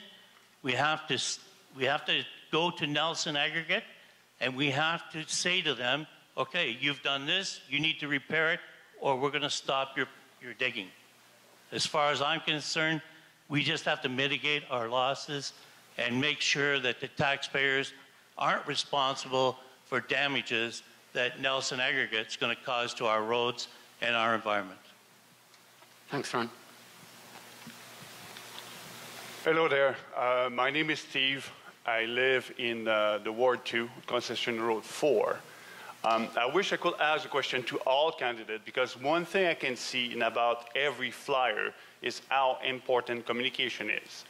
And there's one feeling I have is only 2 councillors actually reached out to me during the last mandate. So my question is going to be for Mr. Keenan and Mr. Peter, who are running into my ward. Sam, I sent you an email in July, and I have it here, and anybody who wants to read it can come read it. And you're saying in your flyers that you want to improve communication. Well, I think you have a lot of work to do.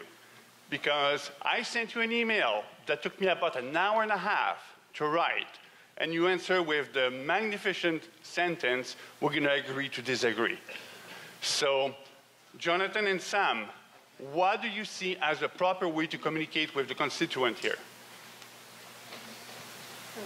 So, Sam Keenan, please. Honestly and truly, I can't hear the questions. How do you plan to communicate with your Differently than the last 4 years. I beg your pardon? Differently than the last 4 years. Okay. How do you improve your communication skill? I have, to my knowledge, responded to each and every single email, phone call that I have ever received. And I said that you responded. I agree.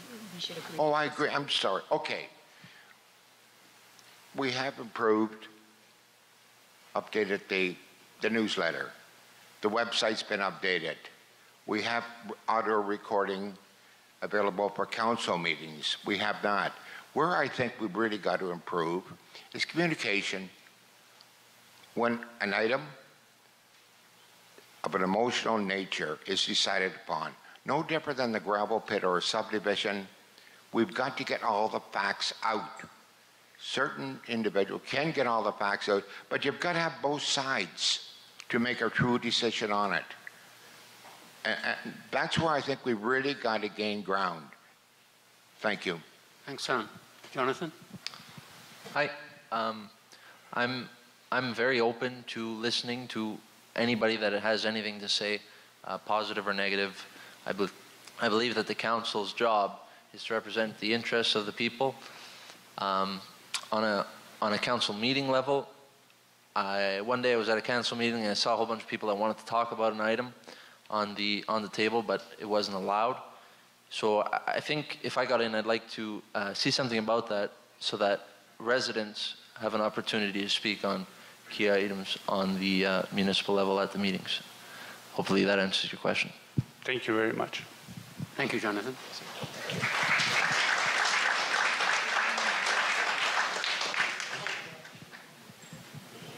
My name's Robert Horn.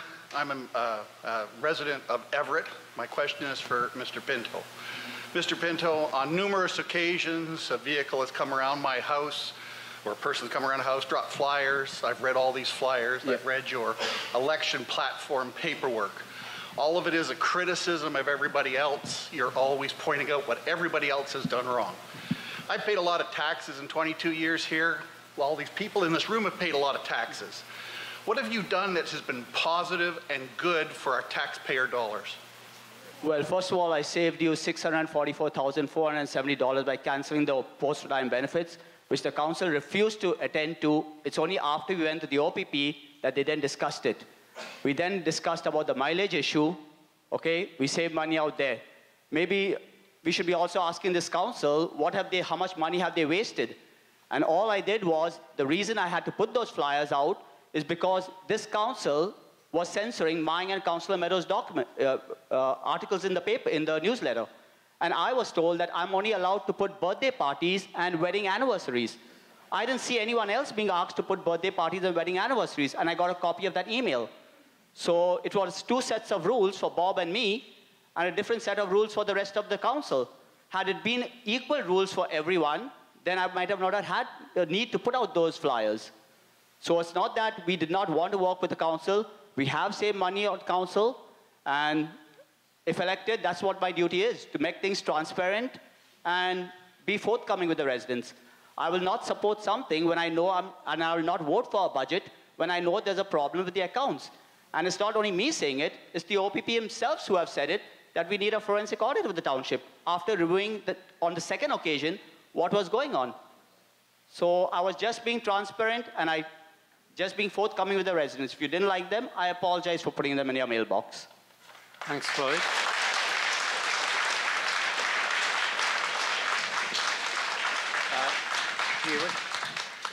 Thank you very much, Robert. Thank you very much for that question. And I have never, ever, in 24 years as your elected official, in that chamber seen one person or two people that are able to pass a resolution. So back to what my friend here has said, he didn't save this municipality 1 cent. This council saved it. And it's not a savings, so it wasn't. We looked at it, and they went to the OPP.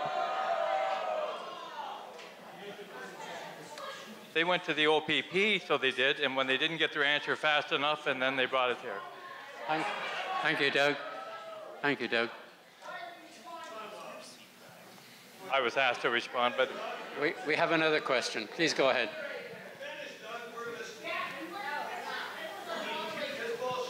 Okay.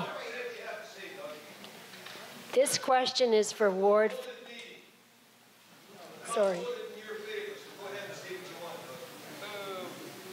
Sorry, this question is for Ward 4 councillors. You are in Everett, you're the south of Everett, and there's hazardous waste being developed there. What safety precautions have you taken? We're the only, I think, in the world that has a school beside a hazardous waste dump that has been able to be established at this time. This is for Councillors 4. Thank you for the question. In regards to the Household Hazardous Waste Depot, it will open November the 1st at the transfer station. It will be the only one in Canada that is located 180 meters behind a public school. I do not support the location of this site. I have said that from the beginning as I've been conducting my platform and going to and speaking to the residents. It is mind-boggling how Simcoe County approved this. And I will continue to make sure that when it is open, that we are fighting the good fight for the kids in the school. And the location of this site should have been done in a facility that was further up the road. I broached this with Robert McDonald, the Director of Waste Management, and his answer to me was the reason why it was not done there was a cost factor. They could not share the staff for breaks and for lunches. So in response to your question, I do not support the location of this household hazardous waste depot at all. Thanks, Deborah. Dave? Thank you. Hello, Mr. Schreck. Household hazardous waste depot is a containment site that's inside steel bins. It's designed to catch any hazardous material that is dumped in our kitchens, including the use of cooking methane in people's houses. They like to dump off 45-gallon drums of extremely toxic material. It costs this township, every time they come out for a drum, it's $40,000 for the hazmat crew to come and pick up that drum and take it somewhere else. It is a containment site inside steel bins. Use your property mic? monitored. Wait, now let me Could you finish. use your mic because there's people here. Okay, it's properly monitored by everybody from the County of Simcoe. It's done right. It's the County of Simcoe's problem. It's their deal. This township has very little to do with it, and it's not in our ward. It's in Ward 5. Thank you. Thanks, Dave. Okay. No one else? Okay, this is for Ward 1, and I know that it might not be. On the Colgan development, there's already a debt for drilling wells, and I gather there's another well being drilled or something. How would you handle this in lieu of the development that's going on in Colgan? This is for the councillors in Ward 1. The reason why I might not ask specific councillors in that ward is because when you go to vote in council, all the members vote on each issue, whether they're actually living in that ward or not, but they all get an equal say. Thank you. Annette? Okay, thank you. I would just like to say that if there is a need for another well, and that will be paid for by a developer as far as I'm concerned, because we've paid much too much so far up front for the developers, and it's just got to stop. So, you know, it'll stop as far as I'm concerned. Thanks, Annette. Bill? To answer your question about the wells, by the way, there are 3 wells down there at the corner of the 5-side road and the 8th. One is being used now to service the existing population. The other ones were put down there. They're not being used right now. They're being constantly checked and monitored. To answer your question, when they let the 300 homes go, that was only from the Wayne-Sutherland development at that time. Then Tribute came in there and bought everything else up. Nothing has been approved at that subdivision level. They're still going through their first submissions on the drawings. To get the money back for those wells and they're taking the water out, permits cannot be issued until the developer comes up with $10,600 for a water connection. He has to pay another $5,000 approximately for development charge money for various things in the development. And then there's a sewage connection to hook into the plant that's being built by the developer. There is no township money tied up in it right now. Our Watson report that Mr. Pinto is aware of, and so all the other councillors, Watson submitted a report back in July 9th of this month, or this year, outlining how we recover our money. And it's all to do in that report. The township does not have any money that they're going to lose on this. They're going to get that back, including the interest. Thank you, Bill.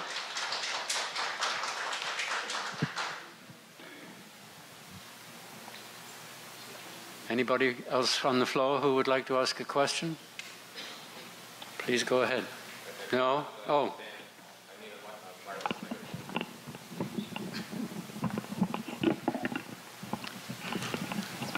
Thank you very much.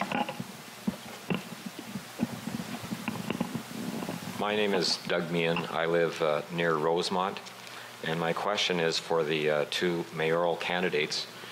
The dumping of contaminated landfill is an increasingly serious problem in our area. What will your approach be to address the fill dumping issue? I'm not aware of any contaminated landfill being in our municipality here. It is monitored. It has to go through our chief building official and their office. And any trucks that are coming in here with fill, they need to have a permit on them. The truck driver has to show a permit that where that soil came from, and it has to have a test record attached to it, each and every truckload. We also, from time to time, wherever that fill is being dumped, which we are getting $20 a load for right now in our new bylaw, where that fill is being dumped, we go over and test it. If there is a problem with it, it is immediately stopped, the trucks are immediately stopped, and that fill must be removed by the applicant that's bringing it in. Well, with regards to contaminated fill, there was an issue in my ward about contaminated fill, and I don't know whether council was aware of it, but there was an ad put in the paper just south of me, two properties south of me, selling the property as a recycling place for contaminated soil. I contacted the township. The building bylaw officer went to have a look at it. He contacted the township planning department. The planning department said, yes, it's okay. I was surprised it's okay because there is no permits and there was no proper zoning. I then contacted, as nothing was being done for the township level, I then contacted the Ministry of Environment, and the Ministry of Environment has now put a stop work order on the property and asked them to clean up the property to ministry standards. So that's one issue with contaminated fill. Also, we got to regulate the fill coming into various other properties into the township. We have seen a fill north of, I think it's north, either on the second or third concession, which has come to council, and the gentleman was bringing contaminated soil out there. Council did take action on that and asked him to stop. So yes, we are trying our best to stop contaminated fill coming in, and we have to get strict. Our whole fill bylaw got to be re-looked at, and I think rejigged to see that there are more strict controls on any fill coming into this township. Thank you, Floyd.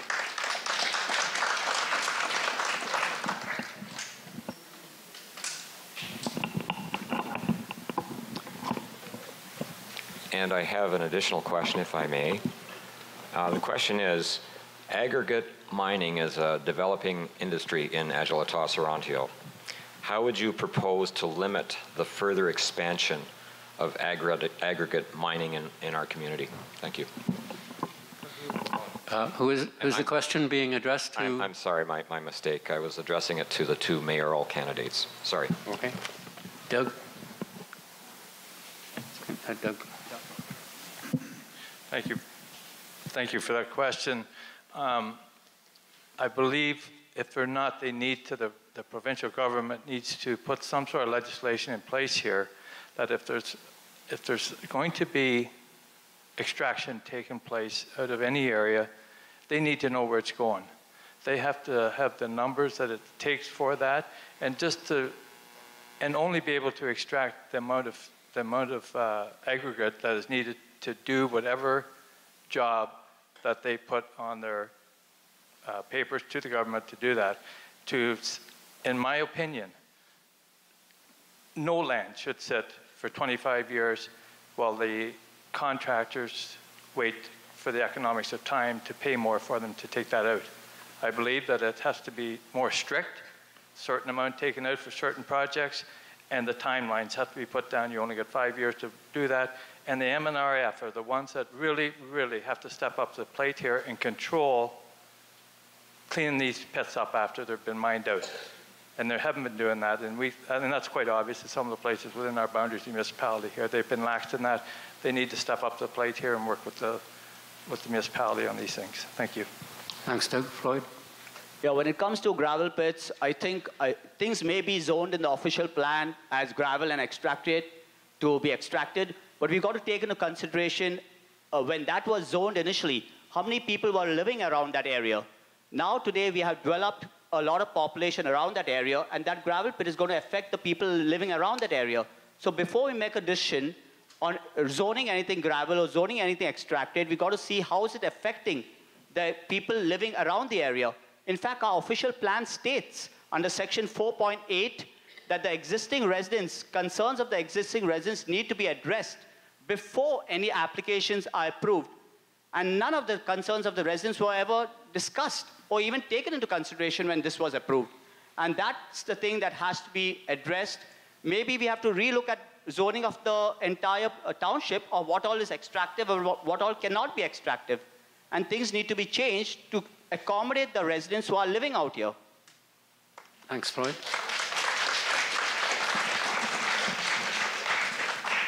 Okay, this is for Ward 4 councillors.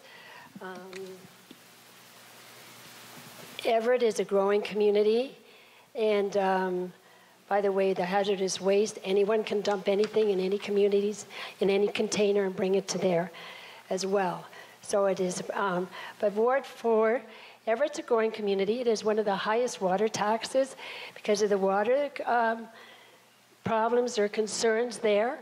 How do you address that? Deborah?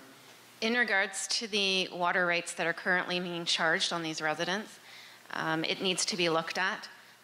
Definitely, if I'm elected, it's something that I need to dig deeper into and get the other council members to support our residents and what they want. I've heard from a lot of residents right now as I knock on doors that this is their main focus. They're appalled by the water rates that they're paying for. We are paying for a loan over a very long period of time. The new Far Site development that's coming into play, this current council is proposing that the new treatment plant that's going to be built, that the current residents on the other side in the New Horizons development will be forced to hook up to this. That will not be the case if I'm elected. The residents here should be given a choice. Everybody pays taxes, and their water rates here are extremely high, and they need to be looked at as to why that is. Thanks, Deborah. And Dave? Again, Mr. Schrank, thank you for your question. It's on. There's people here with hearing aids, so you need to put the mic up to your voice. I can't hear it because it echoes back so loud. Everything's bad. Okay, so let me hold it away a little bit. Okay, the water rates in our township is shared by 7 municipal wells. Everybody pays the same price, whether it's 1,000 homes or 14 homes, because the water has to be maintained to a certain level. So the water rates are township-wide, because it don't matter if you're in 7 homes, 14 homes in Hockley, or 1,000 homes in Everett. It's the same price. So we share. The whole township shares in the cost of the water. As for the New Horizons, nobody that lives in a home in New Horizons is going to be forced to hook up to anything. They already hooked up. We have a problem with the plant in New Horizons. We're attempting to find a solution for the plant in New Horizons. As for the township involved in the waste treatment plant, Mr. Schickadance from Farside Homes, who's building the development in Everett, he's responsible wholly for that plant. It's his money.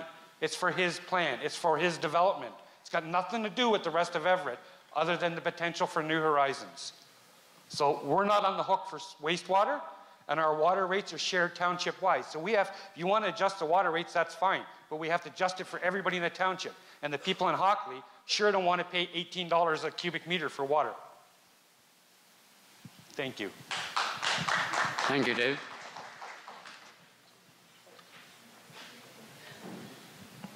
One more question.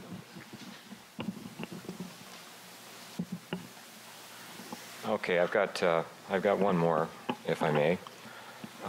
My question, once again, is for the mayoral candidates, and it relates to the codes of conduct that has been approved by many surrounding councils, and that includes Adjala-Tosorontio. I think everybody understands that these codes of conduct have been developed with the aim to ensure dignity and respect for participants in the municipal government process. So as mayor, what do you feel could be done to improve the current code of conduct for the municipality of Adjala-Tosorontio? Thank you. Doug. I don't, in my humble opinion, and I've heard it very often, we have one of the best code of conducts in Simcoe County. And this is legislated. The code of conduct now is legislated through the government. It has to be in place March 1st, I think, of 2019. And to improve it, I don't think you blame the code. I think you blame the people that don't follow the code. Yes. That's what you blame. So you do. Thank you. Right. Well, with regards to the code, yes, there is a code of conduct, and I agree with the Deputy Mayor that there is a reason that people need to follow the code of conduct, but there's also a reason, if you read the first integrity report that came out, the reason for concerns that had happened in the township was the root cause was because policies, procedures, and bylaws were not being followed. And it states that very clearly in the Integrity Commissioner's report. That whole report, in fact, both the reports are now before the Provincial Ombudsman, reviewing the accuracy of both those reports. So it's not about our code of conduct, it's about whether the policies, procedures, and bylaws are being followed properly to stop the issues that are taking place at the council table. So I think our code of conduct is okay, and that's my concern. That's my answer on it. I just want to clarify something here because I cannot, Mr. Moderator, I was at the OMB conference, or I'm sorry, a conference in Ottawa where I spoke to the Ombudsman up there absolutely about this. There is no appeal process for any Integrity Commissioner's report. The only appeal process is, was the process done proper? They do not change anything, absolutely, won't even look at that. They'll just look, was process done properly? And we have found out that it was. Thank you. Thanks, Doug.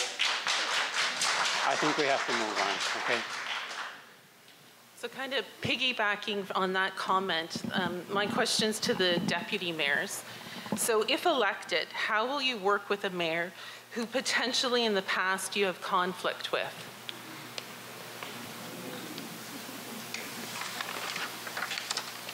Everybody on council has a conflict with one another. Not everybody's voted the same or has the same opinions and the same ideas and everything else like that. It's all to do with working as a team, on this council so that we can get things done. As long as the procedures, bylaws of the township are being followed, there should be no problem with this council working together. What's happened in the past is the fact that none of this has been happening. Some of our bylaws are outdated, our procedures aren't being followed, and this is what's caused the problems of the core problems of this township. And it's been happening for years. So, first of all, we have to look at that. It's got nothing to do with my feelings for another individual. It's working together. And that's what we have to do. We have to work together. Thank you, Bob. The other deputy mayor candidates? I don't have a conflict with anybody. I haven't been on council for a long time, but I agree with what Bob said. You have to work together as a team. The only way you get something done is through a team. Thank you.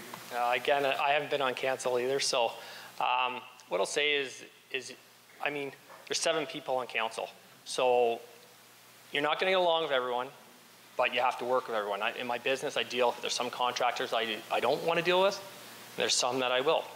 But at the end of the day, it's the residents, you, that have to, what you want is what counts. It's not what I want. I'm a black or white type of guy. It's like, if I see it, I'll call an ace an ace. And if the residents don't want it, and if it might, and I agree with it, if the residents don't want it, that's where I vote. That's it. Thank you. Hi, my name is Eric. I've been a proud resident of the Adjala-Tos area for about 16 years now. I apologize, I'm kind of losing my voice. Hi, Melissa. First of all, I guess whoever does get elected, I strongly encourage honesty and integrity. That's always the better way. And that has certainly come to light that that perhaps hasn't been the scenario. So strongly encourage that going forward.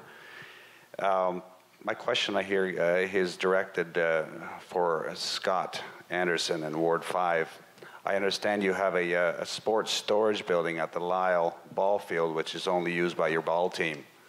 Can you explain the reasoning of this and tell us who pays for the insurance and any other costs involved? Thank you, and good luck to everybody. Well, thank you for the question.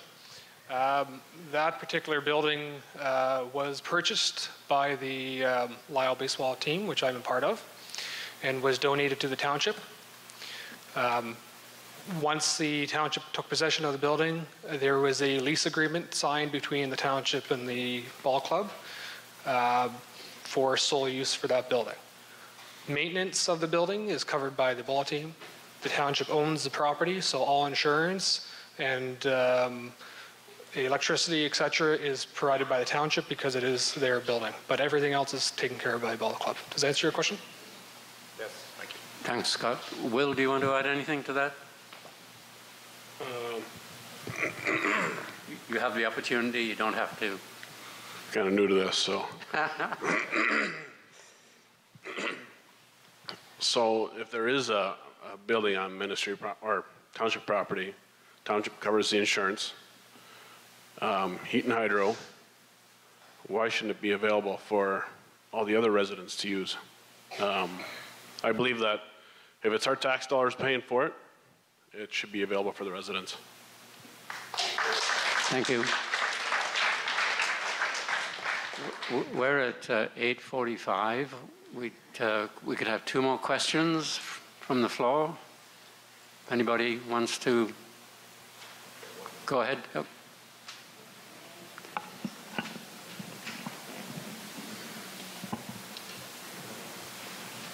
Thank you very much. I've been going after the mayoral candidates, so I think I'm going to change my target now toward the deputies. But you know what? This question really applies to everybody on stage. And my question is, for the deputy mayoral candidates, how do you propose to increase citizen engagement and participation in council business? How can future councils improve transparency? And will you support continuing with regularly scheduled town hall meetings? Thank you. Well, that's a good question. As I say, I'm new to this a little bit here, so I think that maybe, you know, say it's every quarter or every 6 months. You know, we have a council meeting every month, but maybe we set something up every quarter, so that, you know, you can have an information, something like this, where you can come and ask questions. I think I've been to the council meetings, and I don't think a lot gets done personally. I think there's more talking back and forth, and, you know, I don't think the public really gets to have a word in it. But when you have something like this, people can come up, say questions, and you can get advice, and you move forward. Thank you. I think knowledge is king. You have to, as a public, know what's going on. We can maybe add more things to our website. Like you said, have public open houses. We're lucky that we have council meetings in the evenings. A lot of municipalities around us have their council meetings during the day. So I think it's a good thing that we've got them at night. And when we have an issue, for example, of the strategic plan, they had the open houses around the township. There was one in Everett. There was one at the municipal office. I think there was one down in the south end of the the municipality as well. So I think we have to continue that to provide knowledge for our residents. Thank you. Yeah, I agree. We need town hall meetings. We need meetings with the residents. The residents are the key people when it comes to council decisions. Yeah, we make the decisions, but we should be making them on your behalf, and your input is valuable. So you have to be participants as well as, you know, residents within the council. We also have to have openness and honesty and integrity. And we have to have better website available for our community.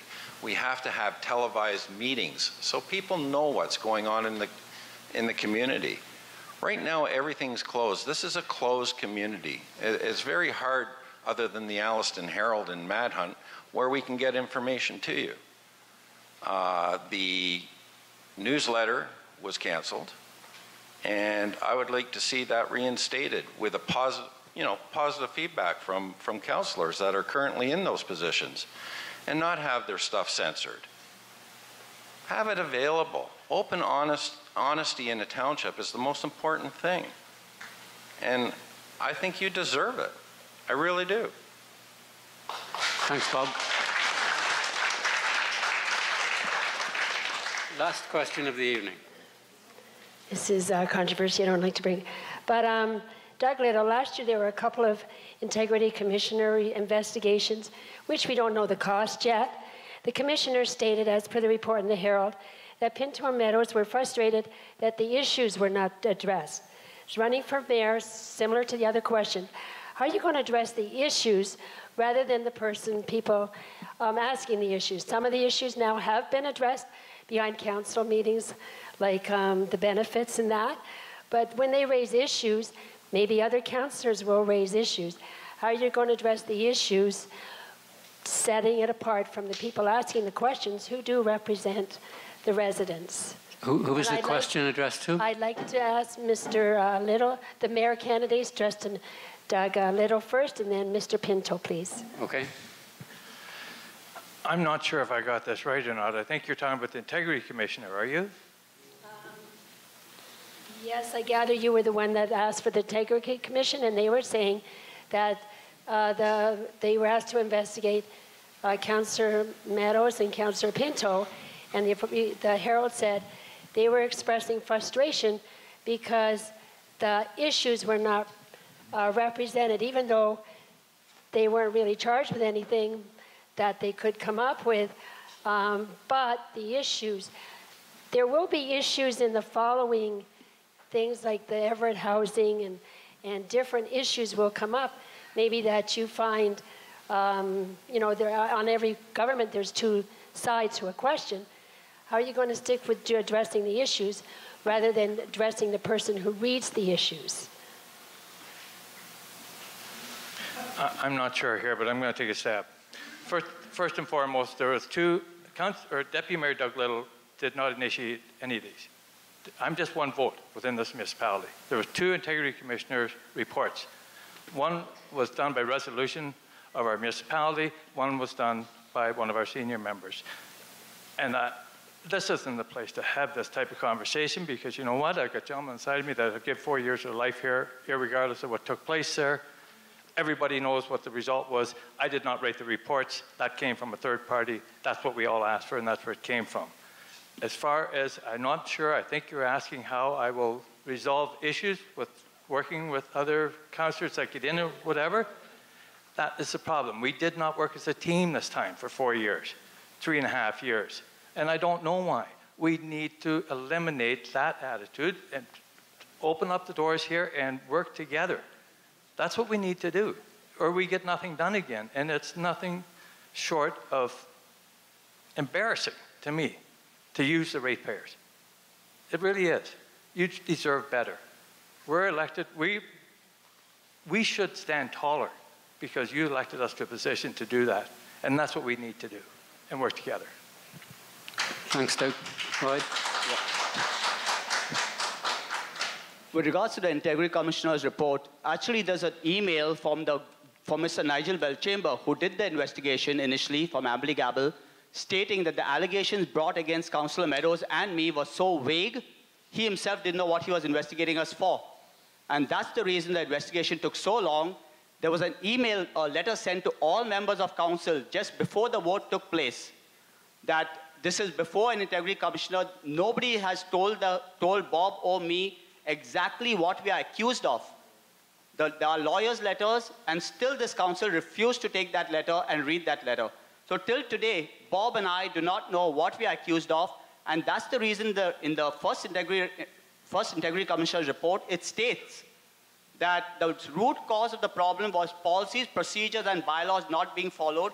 It also states that, that conflicts between councillors and members of council, code of conduct is not a place to settle conflicts between the councillors.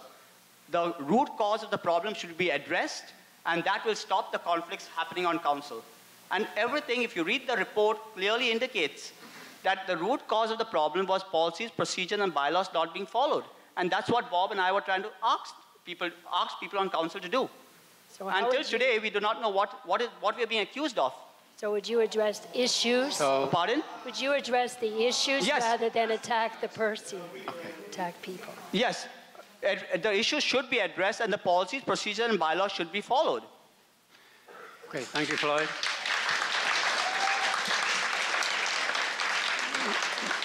So that concludes our question period for tonight. Sorry, we have to cut it off.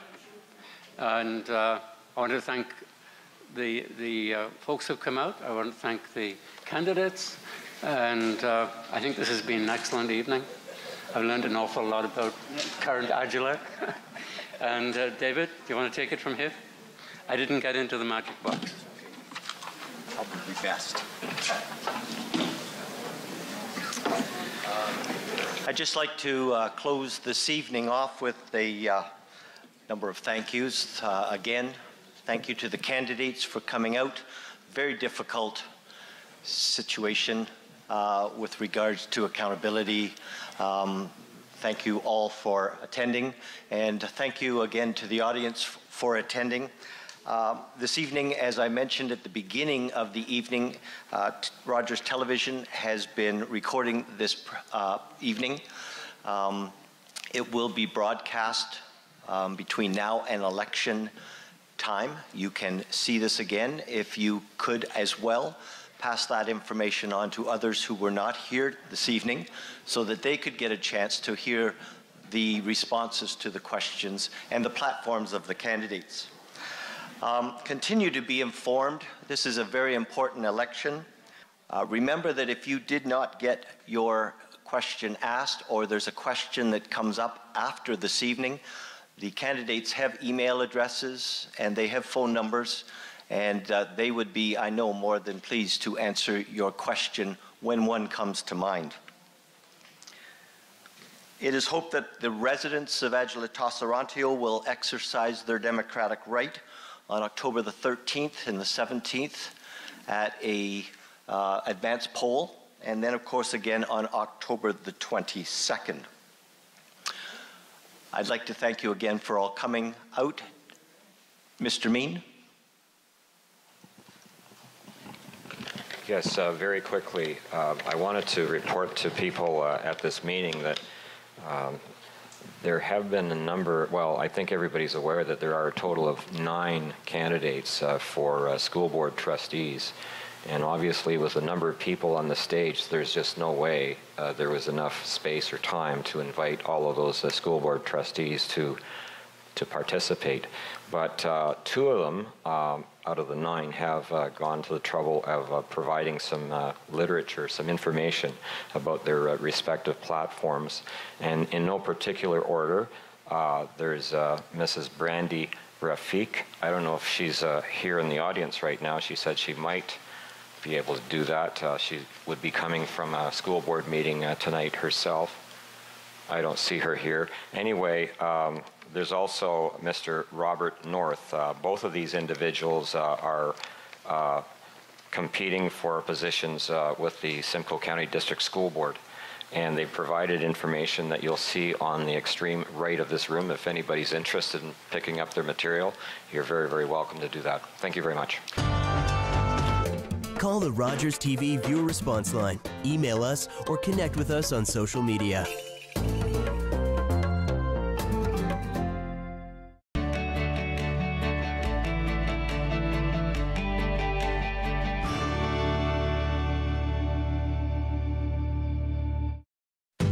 Your mouth can do a lot of amazing things.